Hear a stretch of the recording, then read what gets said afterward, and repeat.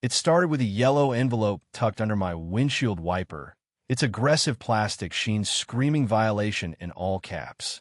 Except my car was parked perfectly in a visitor-approved spot, confirmed by both my app's timestamp and the HOA's printed map. I stared at the ticket for a good minute, noting that it lacked any official logo, watermark, serial number, or even a valid department name. It simply read, Community Civic Compliance Division, a title that sounded like someone had pulled 3 bureaucratic words out of a hat. I peeled it off with a smirk, assuming it was a prank or maybe a prop left over from the high school drama club. That assumption faded fast when I noticed 2 more citations just like it's stuffed under other windshields on the block. Something was off. Our HOA had strict rules about who could enforce parking, and this definitely wasn't it. I snapped a photo and went inside, unaware that this was the first breadcrumb in what would become a full-blown suburban saga starring the most enthusiastic fraud I'd ever meet. The next morning, I caught her in the act, a woman with oversized aviators, a neon yellow vest that looked like a party store purchase, and a clipboard so thick it could have doubled as a prop for a reality show. She moved from car to car like she owned the lot, scribbling furiously and shaking her head at tires. "Excuse me," I called out casually while pretending to walk my dog. "Are you with the city?" She didn't blink, just waved her clipboard like it held the 10 Commandments. "Private enforcement," she said smugly. "HOA's new third-party compliance contractor." That was a bold claim. Our HOA president, while strict, was not in the habit of outsourcing rule enforcement to cosplay enthusiasts. "And your name is?" I asked. "Officer Melinda," she said, dead serious. She pointed at my car like she was directing air traffic. "You've been fined 3 times already. That's a bootable offense under Article 5, Section 3 of the Community Civic Cleanliness Pact. Our community handbook, which I helped rewrite during a summer cleanup initiative, had no Article 5. And the so-called Cleanliness Pact? Pure fiction." I asked her for ID, and she flipped over her clipboard to reveal a laminated card that looked printed from a dot matrix. "Civic Peacekeeping Liaison," it read. I try not to laugh. She launched into a speech about rule breakers like me and how she had full administrative booting powers. That afternoon, my neighbor David found a similar fake ticket on his truck. It had a red Final Notice stamp in Comic Sans. Things escalated fast. Flyers with clip art tow trucks, legal-sounding jargon, and even fire and brimstone warnings appeared under doors. Melinda parked her gray sedan by the entrance, now surrounded by traffic cones and a duct-taped folding table. "This is a compliance zone," she told me. "We are cracking down on infractions." I asked. "The Civic Unity Force," she said, without a hint of irony. It would have been hilarious if it weren't starting to worry residents. Some elderly folks were moving their cars every 2 hours. I checked the HOA portal.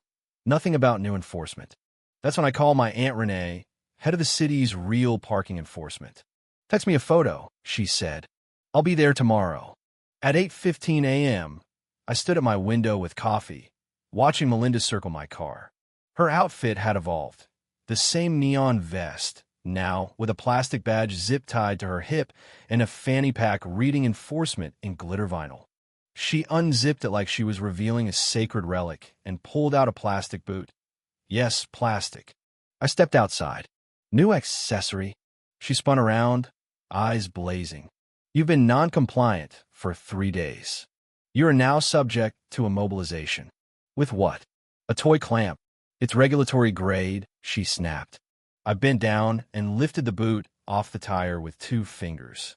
"That's a federal offense," she gasped. "Melinda, it's barely a Lego set."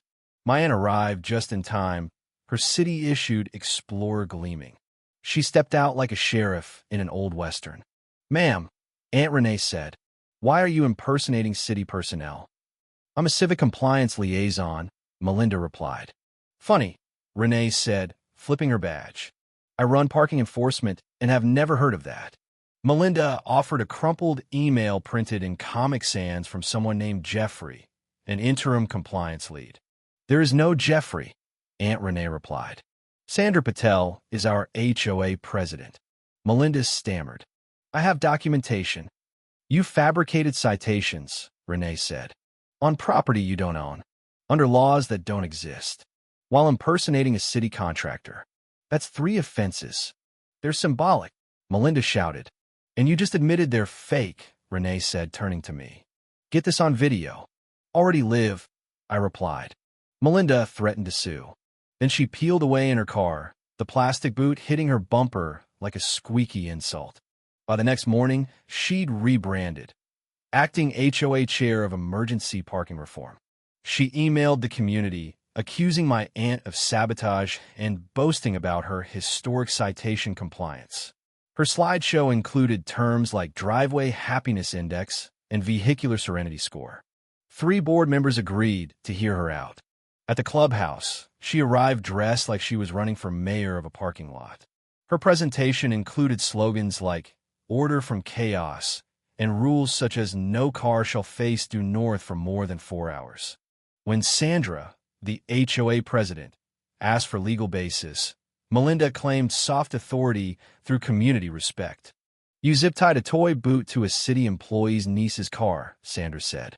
You don't even live on that side of the neighborhood. I'm mobile enforcement, Melinda retorted. My jurisdiction is fluid. The meeting ended with Melinda attempting to file a misconduct claim against my aunt. The board voted to ban her from all HOA activity for 90 days. We thought that was the end.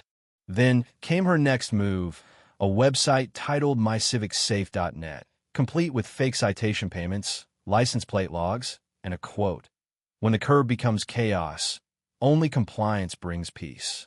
Elderly residents paid real money to this scam. My aunt returned with city officials. Melinda shouted from inside, claiming residential jurisdiction. You're running a fake payment portal, Aunt Renee said. It's decentralized enforcement, Melinda yelled. Officers entered and seized her laptop, boot prototypes, and a binder labeled Karen Civic Coalition. She'd invented an entire faux government, complete with co-deputies who thought they were in a book club. Her ex-friend Becky came forward with a confession binder. Karen had started with flyers, escalated to tickets, and created fake neighborhood bylaws. One newsletter warned of passive bumper alignment and muffler disrespect. Karen had printed these materials using the HOA's printer, racking up $180 in charges. The final nail? She tried to register the HOA's name under her own LLC, Civic Correction Command. She was charged with impersonation, fraud, and misuse of community resources. During court proceedings, it was revealed she used scam money to buy her enforcement gear, including a glittery baton labeled Justice Wand. Her sentence: probation, restitution, community service, assisting actual traffic officers. Her job now? Waving cars at school drop-off. Even the city joined in, creating a PSA warning against impersonation, featuring a blurred photo of Melinda and a tagline, "Don't be this lady." At our next HOA picnic, we unveiled a golden clipboard sculpture engraved, "Justice shouldn't be pretend." Melinda showed up wearing a polo that read, "Ask me about the rules." She tried to give a speech, but Sandra cut her mic and awarded the first Curb Kindness Award to Aunt Renee. Melinda stood frozen. Her fantasy, her fake authority, her glittering clipboard's empire had all crumbled under the weight of reality, truth, and one very real aunt with a badge. The streets did remember her, just not the way she wanted.